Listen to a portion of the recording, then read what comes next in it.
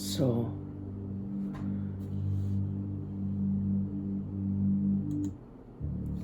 I think in my own life, this is going back many, many, many years. I was probably 22 at the time.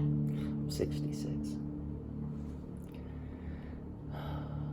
And, I was saved. I got saved when I was 18. And, I loved God. But there was something in my life that I called a divine dissatisfaction. I'm happy I was going to heaven, but something inside of me just said, man, is this all there is to the Christian walk? Is there something more? And I decided that I would, I worked at a factory in Arizona. And I decided on my own, I didn't tell anybody about this.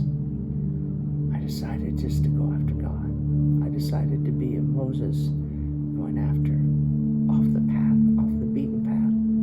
My Christian walk, was kind of so-so. I prayed, but, really wasn't that much into it. I read the Bible sometimes. But there wasn't really any passion. I had not been captured by God.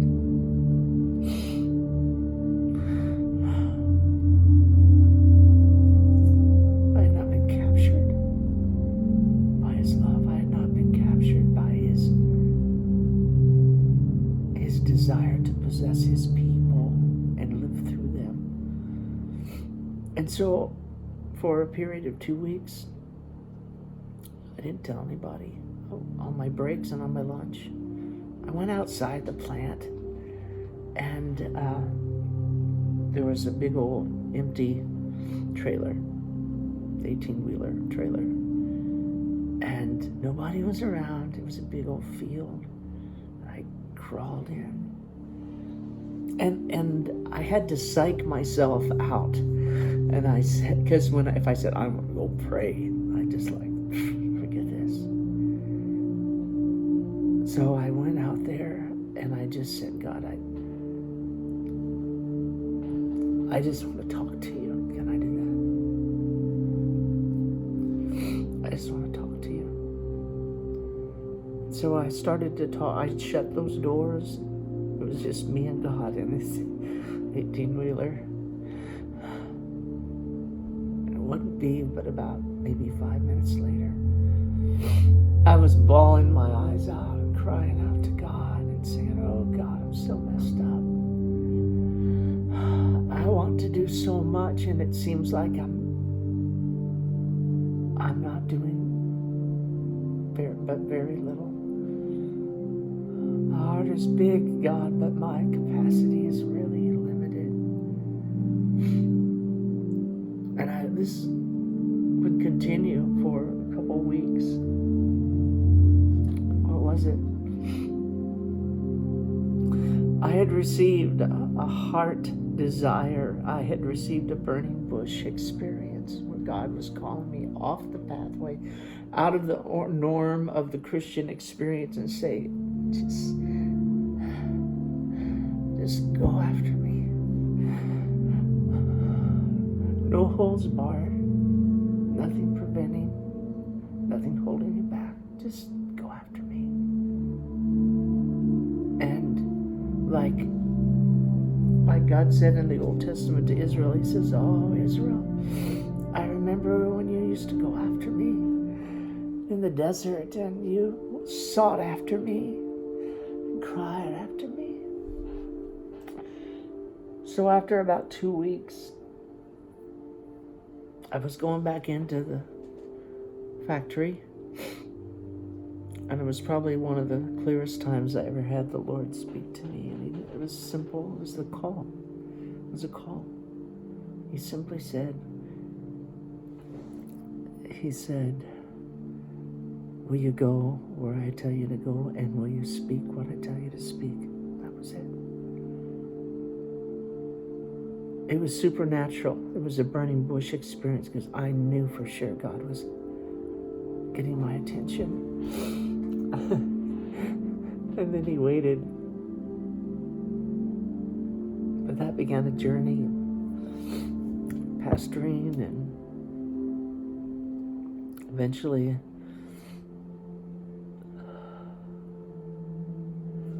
going to a number of churches and being a pastor.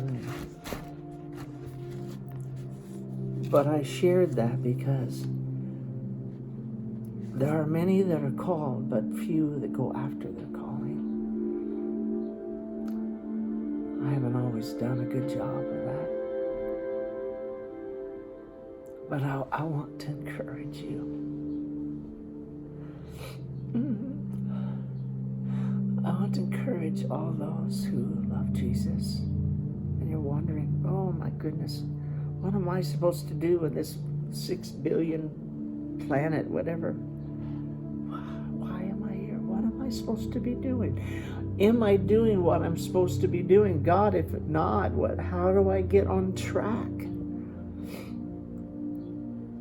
Back to the first illustration, God is just this moving in this huge stream. It's a beautiful stream. And it's got multiple streams and eddies and different things in it. And there's places where you're on the river and then this place looks good, and you spin off and you go and you find out that's an eddy that died. It didn't go anywhere. What do you do when you missed God? You go back to the stream. You go back to the source. It's interesting that God said, Moses, Moses, and then Moses said, here am I. And God's response to who he was, don't come close, put off your shoes from your feet, for the place whereon you stand is holy ground.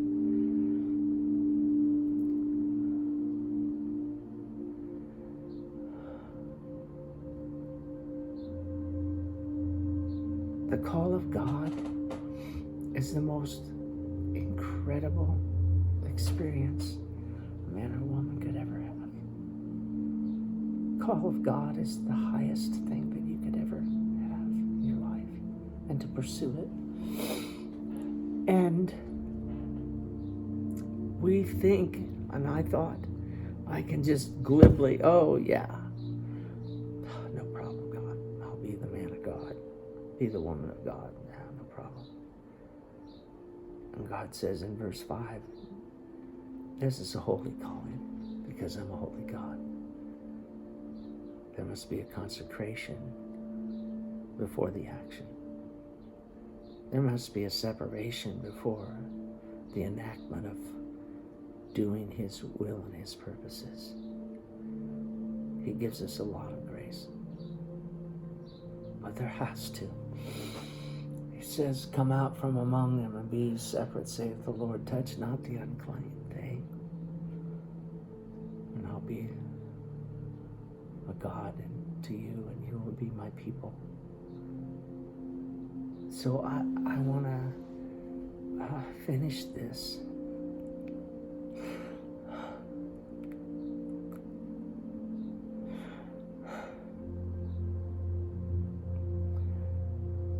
For all those who it wells up within you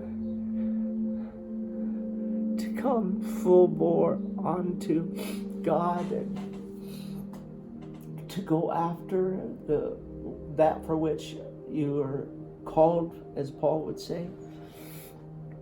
For those who the Lord is touching your heart, oh my goodness, go after God. Take the time to go off of the Moses path. Take the time to go off the path going to Horeb, going to heaven, and go after the person that we're going to see in heaven with all your heart, and make a wholehearted consecration. You know, he wasn't ready for it. He said, I can't even speak. I can't do it. They won't believe me. Da, da, da, da, da. But who God calls, He equips. So, let the Lord stir your heart for the world, for His purpose, for the lost and dying.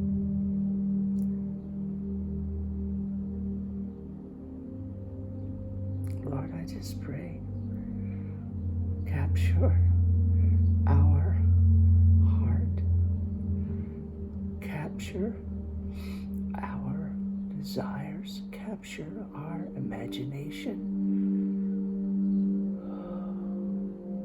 Holy Spirit of God, breathe upon your people.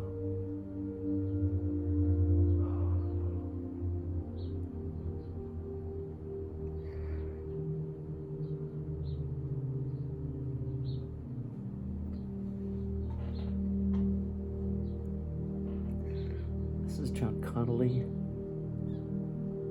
I have a Gmail. John Connolly, CONNELLY 71 @gmail. You want to correspond with me? That's great. You want to listen to some of this music that you're hearing? SoundCloud, John Connolly 10. You'll hear some music there. So, the Lord bless you. Thank you for taking the time to watch this.